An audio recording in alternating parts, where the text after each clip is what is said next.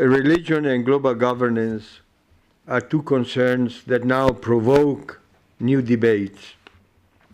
Recent events, when tragedies happen under the label of religion, show both how people are linked together by instant communication and transnational structures, and how the appeal of to religious belief can be manipulated for destructive interests.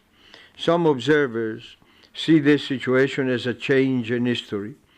For example, the French writer and painter Marek Alter remarks in an interview, "La mutation que je constate comme observateur engagé n'est pas l'irruption de la barbarie dans nos vies quotidiennes, mais l'irruption de Dieu. Dieu est de retour, et cela complique tout. Aujourd'hui, il faut oser parler de Dieu. Le silence, dicté par une fausse conception de la laïcité, est le pire des remèdes." Thus, to speak of interaction of religion and global governance may be really timely. Global governance is first of all an aspiration. The idea is not new. The management of the human family and its diversity of cultures and customs has been at the root of ancient empires, of Charlemagne, of the Society of Nations, of the present United Nations. In response to major disasters and social disruption, attempts have been made to develop a global governance so that tragedies could be prevented or made more tolerable by a comprehensive and common solidarity. Today, global governance consists of a constellation of actors that work within a global normative framework and exercise their influence on the global level. These actors or players could be classified in three categories: governments and intergovernmental organizations, civil society, NGO, experts, movements, lobbyists, and business, namely the Global Compact and the national and transnational corporations that follow the norms of global governance. There is no world supergovernment, but a fluid authority that flows from resolutions, informal agreement, conclusion of UN conferences, and the experts that produce policy papers which converge in some basic common attitude and concerns. The impression that I have is that the international system has arrived at a conclusion of a cycle begun at the end of World War II, drastically affected by the 1968 Cultural Revolution and somewhat exhausted in its capacity to decide. The result of this journey is twofold.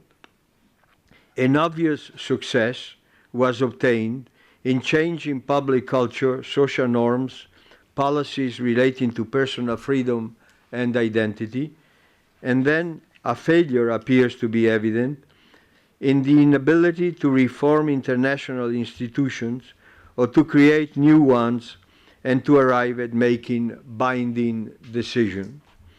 The success and failure may be more deeply related than it seems on the surface. Could it be that the ideology of extreme individualism has paralyzed common action? That a problem exists with global governance seems evident from multiple sites where war rages or violent conflicts continue to explode. Syria, Iraq, Palestine, Ukraine, Central African Republic, Nigeria. Evidence is given also by the negotiations that have no or minimal positive conclusions: nuclear non-proliferation, environment and climate, the Conference on Disarmament, the functioning of the Security Council, of trade deals. Complications arise from the fact that in many cases non-state actors are involved and that these crises are all simultaneous. Some analysts raise the question, is religion a variable that further complicates the current situation? An appeal to religion could add an extremely emotional charge and contribute to the demonization of the opponent and thus prevent dialogue as the way to bridge communities and dissipate prejudice. In the official document, the pillars on which rests the search for solutions to the world's problems, of which the international institutions are mandated to take responsibility, are peace, security, development, and human rights. In the international architecture, these pillars are not isolated, but instead are mutually supportive. For example, the Sustainable Development Goals for the period 2015-2030, still in draft form, show a close relationship between the fight against poverty and hunger and peace, and between respect for human rights and security. Confronted with so many problems, experts and technocrats ask themselves how they can devise concrete solutions and how they can arrive at a positive result. The why of their efforts usually is not placed on the table. It would be too complex and difficult. Yet it seems clear that violence and injustices persist and have not found a practical solution. I believe we should reflect on the culture that supports the policies of international specialized organizations, of their experts and high-level managers to understand if there is compatibility between global governance and religion. This path would take us to analyze the philosophical base implicit in the present efforts at a global governance and articulate the points of contact and divergence with the beliefs of the major religions. I will limit myself, however, to a more modest task: to sketch the view of global governance and the social doctrine of the Catholic tradition. The Catholic Church is a companion on the journey towards an authentic international community. Concern for an ordered and peaceful coexistence within the human family prompts the Church to insist on the need to establish some universal public authority, acknowledged as such by all and endowed with effective power to safeguard on behalf of all security, regard for justice, and respect for rights. It is essential that such an authority arise from mutual agreement and that it is not to be imposed, nor must it be understood as a kind of global superstate. Global order rests on some fundamental points. Today's world is marked by international interdependence.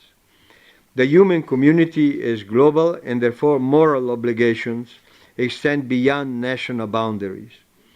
Justice applies within as well as beyond national borders. And finally, the pursuit of the common good is that of global society.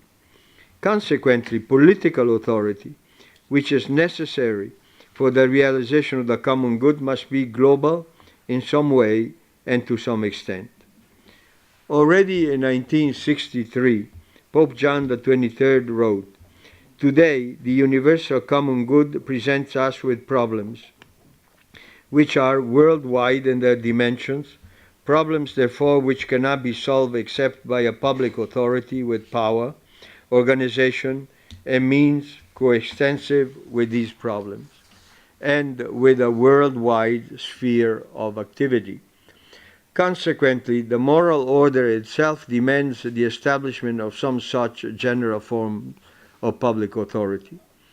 The question remains open on how much a transfer of political authority should take place from nation-states to supranational institutions.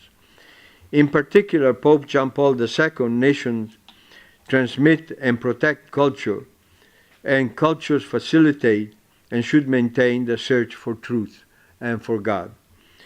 Solidarity, on the other hand, will lead the states to use existing international organizations to promote the global common good.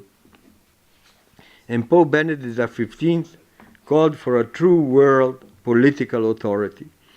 This authority would manage the global economy, bring about integral development, disarmament, food security, and peace, guarantee the protection of the environment, and regulate migration. It should have sufficient power to ensure compliance with its decision by all parties. This authority remains a means toward attaining morally required ends. Development will never be fully guaranteed through automatic or impersonal forces, whether they derive from the market or from international politics. Development is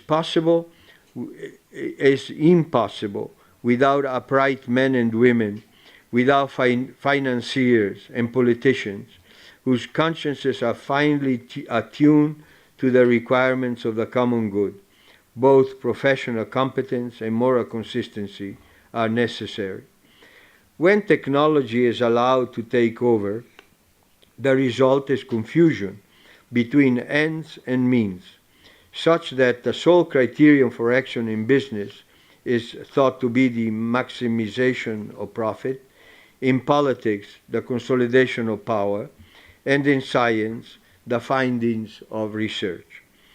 Fraternity is the indispensable condition for the proper functioning of institutions.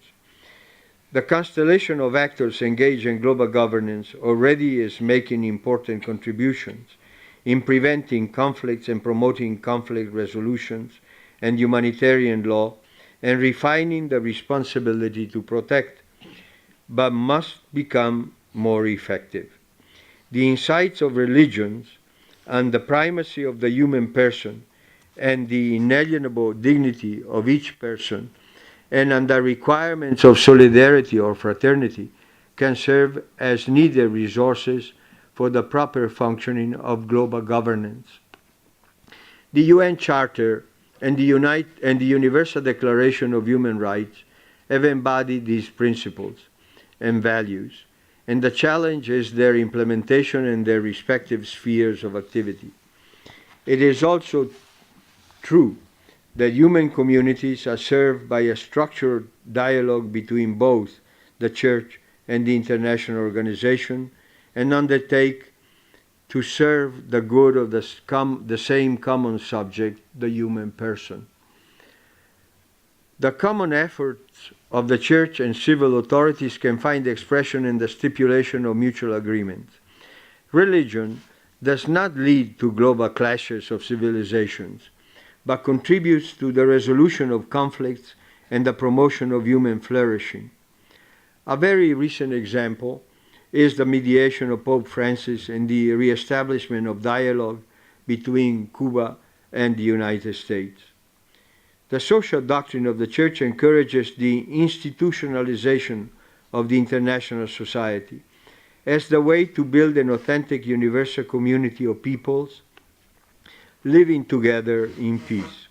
In this context, international organizations should pay special attention to the vulnerable groups of society and the poorest countries in order to reduce the inequality gap. At the same time, the Church calls for reform of the international structures that do not respond to the real needs of the people. In order to accomplish this goal, the Church proposes that such organization be structured according to humanistic and moral principles of solidarity, subsidiarity, and participation in view of the integral development of every person and of every human community. Moreover, the Church recognizes that the interdependence among men and nations takes on a moral dimension and is the determining factor for relations in the modern world in the economic, cultural, political, and religious sense. In this context, it is hoped that the international organization will be revised through a process that presupposes the overcoming of political rivalries and the renouncing of all desire to manipulate these organizations, which exist solely for the common good, in order to achieve a greater degree of international order. And I am trying to conclude. A final observation on compatibility between claims grounded in religious exclusivism and practices oriented toward political pluralism. Migrations and information technology have brought about a physical and cultural pluralism in practically every society, and global governance must take into account this new reality and find a way to manage it as gift rather than a problem. Monotheistic religions claim more than 3 billion adherents. A critical question is whether monotheism, by its very nature, is politically exclusive. Belief in one God, who commands love of one's neighbor, is a sufficient foundation for three principles that undergird a project of political pluralism: the separation of identity between religious community and the state, openness to religious reason and persuasion in the public sphere, and the impartiality of the state toward all religions. Thus, even in a time of violence, terrorism, war, and fear, faith traditions can motivate and mobilize careful reflection, peacemaking, and the politics of hope and love. Thank you.